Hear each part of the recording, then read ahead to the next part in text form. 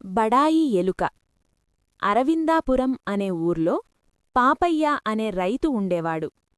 తన ఆవులను రోజూ పొలానికి తీసుకువెళుతూ ఉండేవాడు. పొలం గట్టు కలుగులో ఉంటున్న ఎలుక కొన్ని పిల్లలను పెట్టింది. ఆ పిల్లలు ఒకరోజు పొలంలో గడ్డిమేస్తున్న ఆవును చూశాయి. అంత పెద్ద ఆవును చూసి భయంతో పరిగెత్తుకొని వెళ్ళి తల్లికి చెప్పాయి. అక్కడే ఉన్న మరో ఎలుక, ఏమిటి, నాకంటే పెద్ద జంతువా అని ప్రశ్నించింది. చాలా పెద్దదని ఎలుక పిల్లలు చెప్పాయి.